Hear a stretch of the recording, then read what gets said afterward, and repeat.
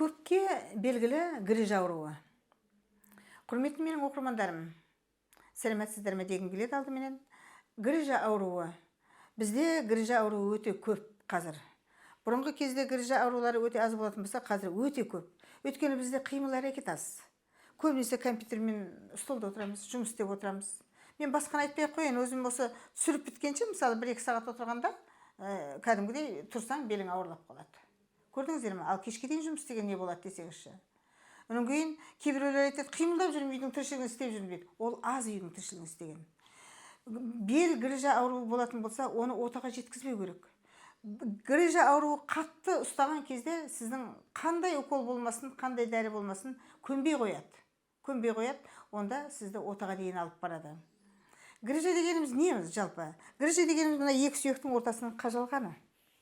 Екі сүйектің ортасы қажалады да, ол түйнектеліп, кәдімгідей біреуі жоғары, біреуі төмен болып, шұқырлы төбелі болып дегендей, соның ортасы жаңағы өспе пайда болады. Жаңағы шеміршектердің толып өзінен өзі өспе пайда болады. Ол өспе пайда болған сайын тіптен сүйектің несі асцепит болып, үшкір болып, орталары май, ет толып қалады тіптен. Егер біле білсеңіздер, майда толып қалады. Сол грыжа ауруы болады. Ол грыжадан өте асқындырмай, сіздер жаңағы емдерін қолданғаныңыз жөн.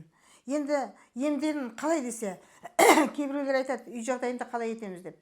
Рас, үй жағдайында да грыжаны қолға алуға болады. Турник асылу. Бірақ мен сіздерге айтам, обострение кезінде өте қатты ауырып тұрған кезде болмайды. Ешқандай спорт, ешқандай турник, ештеңке болмайды. Сондықтан тек қана болады суға жүзу.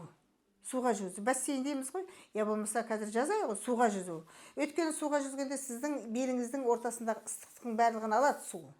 Сөйтеді сіздер қимылдайсыздар, былай-былай қимылдайсыздар. Содан кейін бел грыжаға көбінесе шалқасынан жүзу керек. Шалқасынан жүзу керек. Сөйтіп, жаңағы грыжаны қалпына келтіруге болады. Және обострение кезінде емдеп алып, қалған уақытта суға жүзу арқылы грыжаны жөндеуге болады. Сіздер жаңа стеноз болып кетпесе, оны емдеуге болады. Стеноз болып кеткен, стеноз дегеніміз не? Грыжаның мына кәдімгі жұлынға тағалып тұрғаны, жұлынға әсер етіп тұрғаны, ол стеноз болады. Сондықтан грыжа ауруының емдері бізде бар. Мен көп уақыттан бері осы грыжа ауруларын да өте жақсы емдеймін.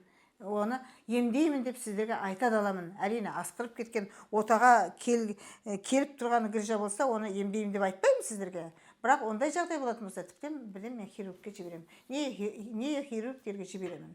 Олар өз емдерін жасайтын болады. Мінекей, грыжа аурулары болатын болса, бізбенен байланыста болсаңыздар, WhatsApp-қа жазсаңыздар, болмаса YouTube-ке менің каналыма жазылуды ұмытпаңыздар, тіркелуді ұмытпаңыздар, бір-біріңізге бөлісуді ұмытпаңыздар. Аурудың емін таппай жүргендер өте көп болады. Сондықтан бір-бірлеріңізге бөліскендеріңіз дұрыс деп есептеймін. Аман сау болайық.